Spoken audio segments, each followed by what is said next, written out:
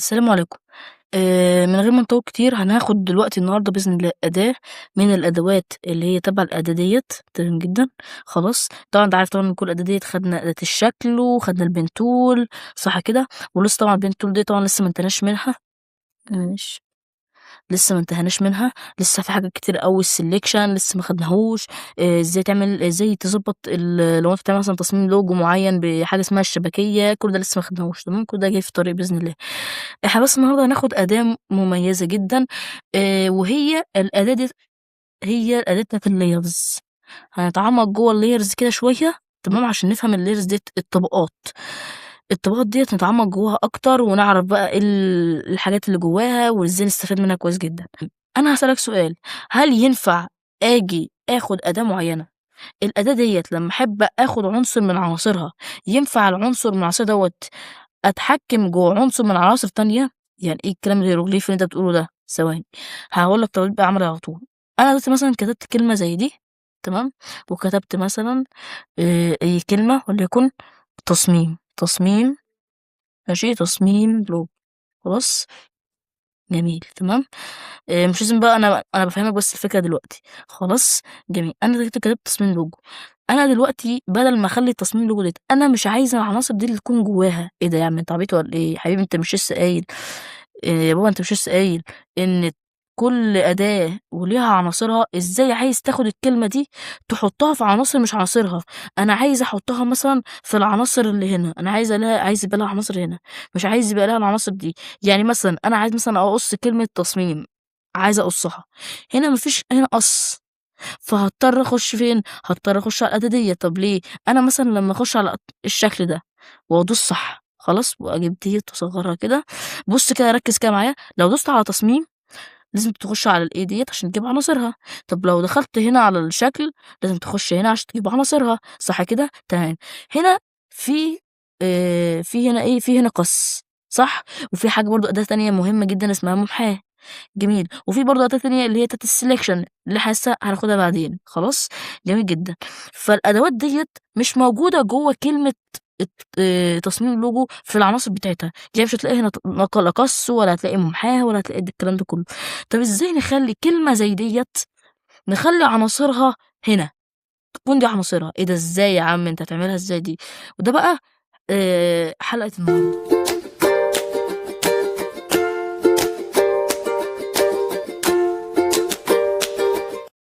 إيه هو الموضوع؟ الموضوع تاني بكل اختصار إن إحنا عايزين الأداة اللي هي موجودة هنا دي، شايف العناصر اللي جواها ديّة، عايزين العناصر ديّة تكون تبع لكلمة التصميم دي، التصميم ديّة تتحكم في العناصر دي. إزاي؟ سهلة جدًا، إحنا خدنا الأداة ديّة صح؟ اللي هي بتاعة المربع. قُلنا لمّا نعمل لها تعديل، دي كل أدواتها، صح كده؟ آه. إحنا خدنا هنا آخر مرّة إيه، خدنا حاجات كتير أوي، خدنا القطر وخدنا الشفافية وخدنا حاجات كتير أوي، ارجع للفيديوهات، خلاص؟ لو أنت إيه، لسه جديد معانا، تمام. إحنا خدنا حاجة اسمها الشفافية وقُلت لك إن هي مهمة جدًا وليه بنعملها على الزيرو. إيه ده! عملناها على الزيرو ليه؟ هتفهم دلوقتي. أنا دلوقتي دوست صح، جميل جدًا، طبعًا هي دلوقتي بقت شفافة. ييجي بقى دور الlayers اللي هي ديّة.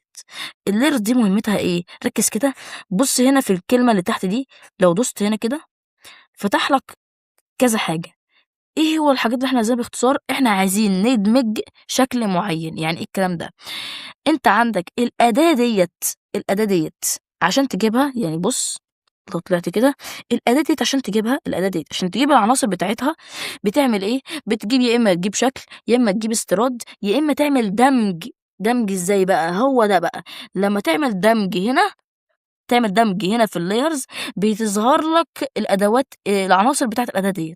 تاني، لمّا تعمل دمج بين أدوات اللي جوّه الطبقات أو بين العناصر اللي جوّه الطبقات، لمّا تعمل بينها دمج معيّن بتظهر لك عناصرها جوّه الأداة ديّة. فإحنا عملنا إيه، طبعًا اللي قدّامك ديّة دوّة مربع بس شفاف، خلاص. إيه اللي إحنا عايزين نعمله، عايزين ندمج المربع دوّة مع التصميم دوّة، مع كلمة التصميم. ليه أنا خليته شفاف؟ خليته شفاف عشان كلمة تصميم logo كلّها هي اللي تبان لمّا أعمل دمج. طب تعالَ كده نجرّب عملي، لو دوست كده على الlayers أو الطبقات اللي من فوق ديّة ودوست هنا كده، بُص ظهر معايا إيه، ظهر معايا مربع هنا ومربع هنا. لمّا أدوس صح هنا وصح هنا، ركّز كده أنا باحاول أعمل بينهم دمج، وبعد كده هاقوم دايس في تاني واحدة ديّة اللي ناحية اليمين خلاص، قال لي: "هل تريد دمج الكائنات المختارة؟" أقول له: "حسنًا." ركّز كده معايا، بُص عمل لي إيه، دمج لي الكلمة، وبُص كده إيه اللي حصل، الكلمة مش هينفع تتغيّر، يعني بُص كده ركّز، الكلمة أصبحت بُص الكلمة أصبحت مكانها هنا، شايف؟ أدي عناصرها هنا مش هنا، إيه ده! فين عناصرها اللي هنا؟ راحت ليه؟ لإنها خلاص يعتبر البرنامج أو التطبيق اتعامل معاه أكنه صورة معيّنة أو أكنه مربع معيّن، يعني ما اتعاملش معاه على أكنه نص، لأ هو اتعامل معاه أكنه شكل معيّن، فاهمني؟ الأشكال بتيجي بتاعة عناصرها هنا، فهو اتعامل معاها أكنه شكل، فعشان كده زي ما قُلت لك الأداة مهمة فعشان كده لمّا نحب نعمل قَص أهو تدوس على قَص تعمل لها قَص براحتك، خلاص وتدوس صح، تمام، ثانية تدوس صح، شايف؟ تمام. طب أنا يبقى خلّي بالك الدمج ديّة لمّا تحب تعملها اتأكد إن أنت الكلمة اللي أنت كتبتها اتأكد تكون مضبوطة وتكون مناسبة بخطوط كويسة جدًا، علشان مش هتعرف تغيّرها تاني، يعني أنت مش هتعرف تقول نسخ والله وتقوم معدّل في الكلمة، مش هتعرف تعدّل فيها، بُص ما فيش هنا تعديل، هو اتعامل معاها على أكنها زي ما قُلنا صورة أو شكل معيّن، خلاص؟ تاني نعملها إزاي؟ أهو هنرجع تاني أهو، ممكن نعمل مسح من هنا عادي، وممكن نعمل برضه مسح من هنا، وديّة هنعملها مسح من هنا، تاني أنا هاكتب كلمة معيّنة نص خلاص، وأديها هاكبّر الحجم بتاعها تمام، وهاعمل تعديل وهاكتب تصميم شعار خلاص، تمام، وهاعمل لها لون معيّن، هادّيها لون معيّن الأزرق مثلًا أهو، الأزرق خلاص تمام، وهادّيها برضه خط كده حلو خلاص، تمام، أهوّة خلاص، وادّيها برضه خط محيط كده يا عم بالمرّة، تمام جدًا، خلاص ما فيش مشكلة. بعد ما عملتها أنا عايز أتعامل معاها كأنها شكل، ليه عايز أتعامل معاها كأنها شكل؟ عشان أستخدم فيها أدوات، الأدوات ديّة أو العناصر ديّة مش موجودة جوّه أداة الخطوط، فاهمني؟ يعني كلمة قَص أنا عايزة أقص كلمة تصميم أو مش لازم أقص كلمة تصميم، أنا ممكن أقص كلمة أقص حرف الت. ليه أقصه مثلًا؟ أنا يا عم مثلًا عايزة أعمل شكل معيّن فمش عايز الت دي ما تكون موجودة، أنا عايزة أعمل أشكال جديدة، عايز أعمل ت فوق، ت تحت، مش عايز نفس الكلام ده، فهنا ما فيش كلمة قَص، فهتضطر تعمل إيه، تضطر تتعامل معاها كإنها شكل علشان تستخدمها هنا في الأدوات اللي في العناصر اللي هنا جوّه الأداة ديّة، فتتعامل معاها إزاي كإنها شكل، هتعمل دمج، وتعمل دمج إزاي، تجيب أي شكل معيّن، أي شكل وتقوم دايس صح أهوّة، ده الشكل المعيّن خلاص، وتجيبه كده طبعًا هو إيه، الكلمة مش باينة، هتقوم دايس عليها ركّز كده، تيجي تاخد بُص تخلّي شفتها على الزيرو خلاص، وتقوم جايبها كده شايف، أهو كده أنا احتويت الكلمة، وبعد كده تقوم دايس على الlayers اللي هو أدي ده ده الإيه، ده المربع الشفاف ودي الكلمة خلاص، هتقوم جاية على ديّة وتعمل دمج، تدوس على الاتنين دُولًا عشان دول اللي أنت عايز تحطهم مع بعض، وتقوم دايس هنا على أداة الدمج تمام، هو شايف هو اتعامل معاها كأنها شكل، شكل، شايف عناصرها تلقائي اتحوّلت هنا، خلاص؟ ده بالنسبة كده إيه مختصر، طبعًا عندك هنا حاجة اسمها الإمبوز بقى، ناخد بقى حاجة جديدة كده في الأداة في الإيه، في العناصر بتاعتنا، عندك حاجة اسمها هنا إمبوز، إيه إمبوز دوّة؟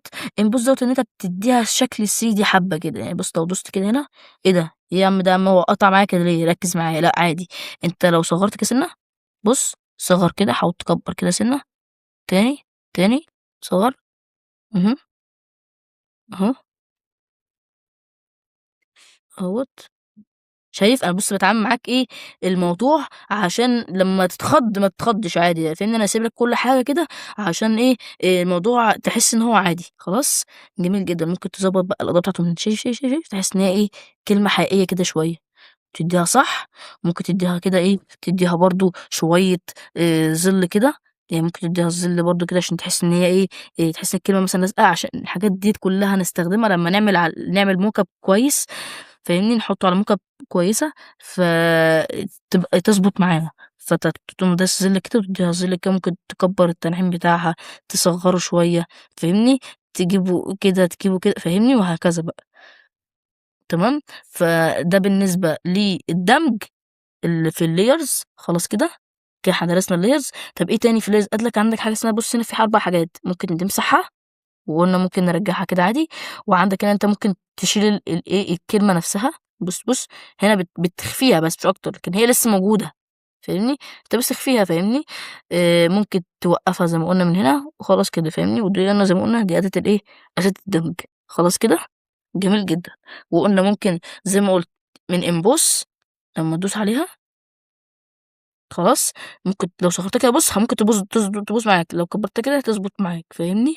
بس أنت حاول تجرّب كده مع نفْسك هتلاقيها ضبطت معاك، وادّيها الضوء اللي أنت عايزه. بُص كل ما تلِف كده هتلاقي بُص الضوء بيتمشّى بقى مع نفْسه. فأنت بقى على حسب مثلًا أنا مثلًا يا عم عملت تصميم شبه اللي قدّامك دوّة، شايف الإضاءة جاية من ناحية الشمال، فهاضطر أجيب الإضاءة مثلًا من ناحية الشمال عشان يعني تعبّر عن إن الإضاءة جاية من ناحية الشمال والحتّة اليمين مضلّمة شوية فاهمني. فالإضاءة ديّة يعني لازم تفهمها كويس جدًا. وطبعًا دي حاجات بقى مهمة برضه أنت بتعمل شوية شطب كده بُص التصميم تحس إن هو مش قد كده، فلمّا ترجّعه كده سِنّة هيدّي له شكل تحس إنها كلمة حقيقية. ممكن تعمل لها شوية صلابة كده تحس إنها ناشفة فاهمني، لأ ممكن تهدّيها فاهمني، ممكن تلعب في الحاجات دي شوية كده فاهمني، عشان تضبط برضه التصميم بتاعك. شايف دوّة؟ لأ مش عايزينه ناحية البتاعة دي، إحنا ممكن فاهمني، تلعب شوية في التصميم بتاعك كده فاهمني. فديّة من أداة الإيه، من أداة البوس بتدّيها شكل 3D كده حلو ومحترم فاهمني. إيه تاني عندك برضه؟ أنا بقى دلوقتي خلاص إحنا كده فهمنا موضوع الlayers، هناخد بقى كمان حاجة كده خفيفة كده بسرعة تمام، عشان تفهم برضه إيه حاجة تانية إيه هاعيدها لك بالمرّة. عنصر من أداة معيّنة خلاص. أنا مثلًا خدت الدايرة دي أو آخد دايرة من عنها يا عم خلاص، خدت دايرة معاك خلاص.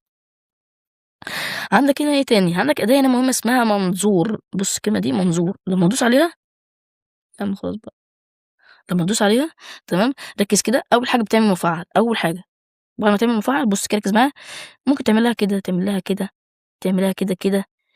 الحاجات دي بتفرق معانا في إيه، إن أنت لمّا تعمل mock up معيّنة زي الشكل اللي قدامك ده. أنا عملت mock up، أنا عملت أول حاجة تصميم، وبعدها قُمت حطيته على mock up معيّنة، بس لازم تضبط التصميم أكنه ملزوق على العمارة أو الإيه، المبنى دوّة. تصميم تاني زي تصميم البرجر دوّة برضه كنت عامله فاهمني.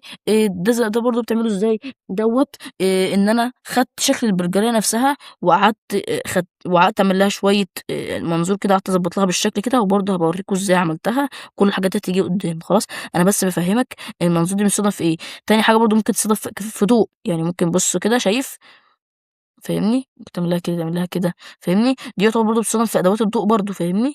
ممكن أعمل منها ضوء معيّن. وبما إنك إن أنت كمّلت معايا كل الكلام دوّة ومن بداية الكورس لحد دلوقتي، فده مشروع بقى إيه، مشروع يعني كبير سِنّة، بس أنا عارف إن أنت هتبقى قدّه فاهمني إن شاء الله يعني.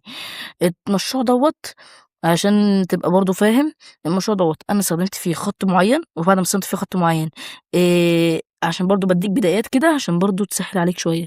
استخدمت فيه خَط معيّن، وبعد ما استخدمت فيه خَط معيّن استخدمت فيه شكل معيّن، والشكل دوّة قُلت أعمل برضه دمج بين شكل وبين خَط فاهمني.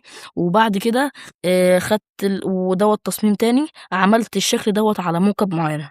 فاهمني؟ يعني عملته بقى أنت فاهم بقى طبعًا ضبّطته بالمنظور والكلام من ده. أنا عايزك تعمل لي design معيّن تعمله على موكب بالطريقة ديّة، وتعمل لي الإيه، التصميم دوّة خلاص. ده حلقة النهارده، ده واجب حلقة النهارده تمام.